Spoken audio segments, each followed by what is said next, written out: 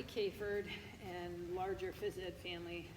Mandy Manis here from Middletown, Connecticut, wishing you a happy SEL Day. And I just want to take this opportunity on SEL Day to plug Health Moves Minds.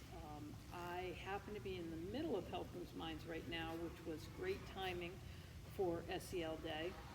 And I want to share with you strategy, that a skill that students learn as part of Health Moves Minds, and that actually was extremely relevant learning for all my students today, but one class in particular had a student who was very upset. This was a first grade class. He was very upset about something, and sometimes this happens with little kids. They're crying so hard that I couldn't understand him. I was trying to hear what the problem was. He was so upset, he just couldn't get it out. And so this was supposed to be a closing activity, but we moved it up to the front. This is some deep breathing, and you don't need this ball to do it. It's just, I find it's really helpful visual with students. But let's all, for SEL Day, work with me here if you'd like. We're gonna breathe in and out.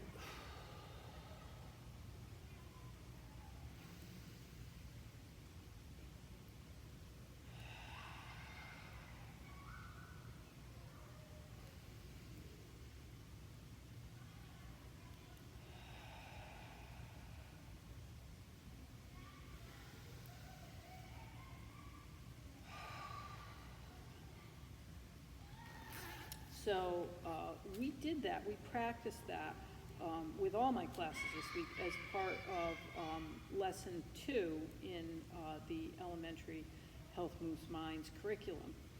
But for this particular student and his classmates, we got to see how effective this is, because he went from not being able to speak to, we saw him come down. He was able to talk about what the problem was.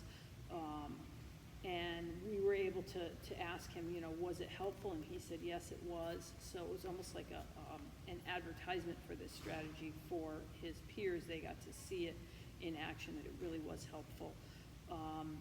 And I can just tell the feedback I've gotten from kids this week, how helpful it was. I actually had a first grader ask if I had a YouTube channel, which kind of made me chuckle, because I said, well, sort of.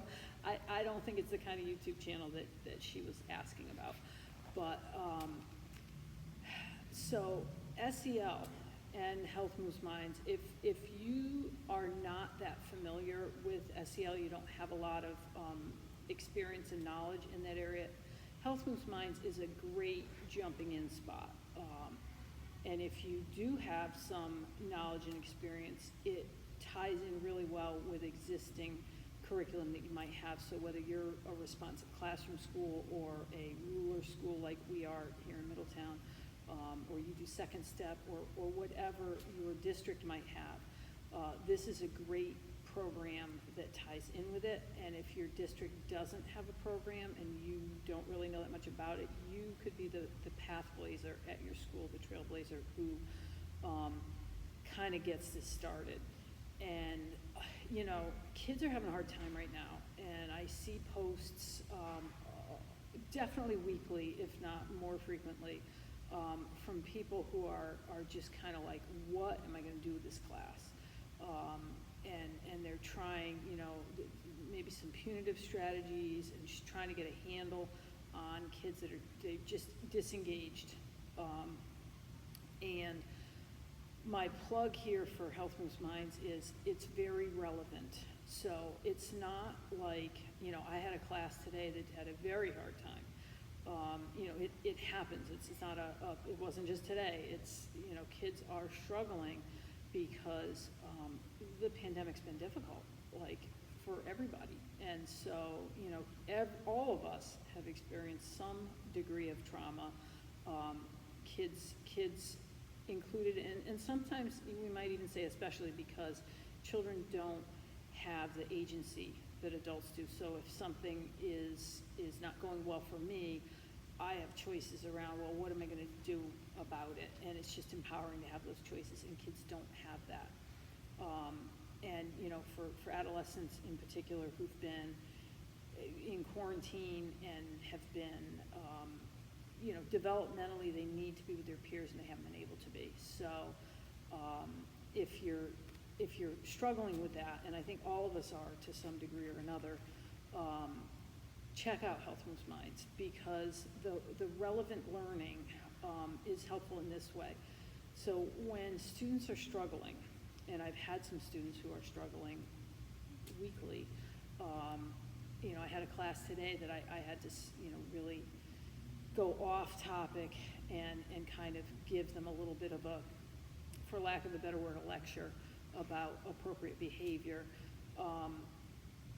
They understood, even though they didn't necessarily want to hear it from me, they understood it was relevant to them.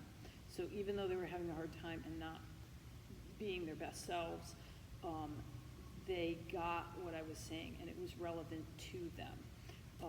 Where if we're doing something that is maybe, typical curriculum, it's an activity-based, we're doing whatever sport it is that we do this time of year, and the kids are just not engaged, or they're off task, or they're inappropriate, or they're struggling. It's going to be hard to get to connect with them about things that if they're not ready and engaged for learning, where these strategies having to do with all that social emotional stuff and just relationships and stress management, and this is really what they need right now. So if you are kind of feeling at your wit's end about classes and about even with remote learning, there are materials that are geared for our current situation with this program. So if you haven't checked out Health Moves Minds yet, you can go to the Shape America website, and you'll see it right there, and you can click on it, and you don't have to be a member to do Health Moves Minds to access the educational materials. And it is a fundraising program.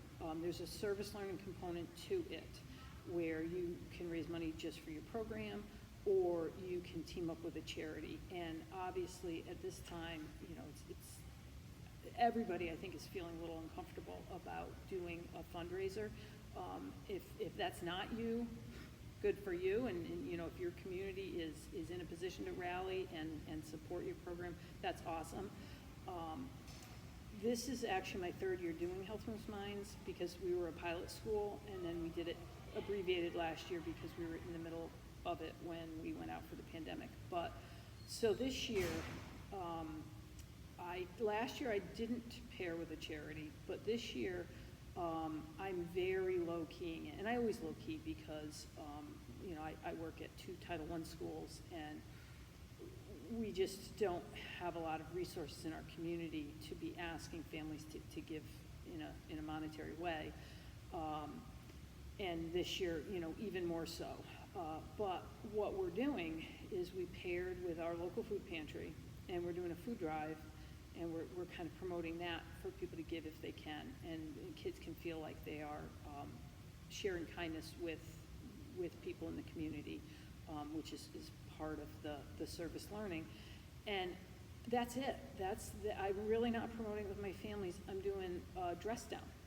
And I gotta say, this is a great strategy. So, even if you didn't raise any money and you just said, hey, can we do a dress down?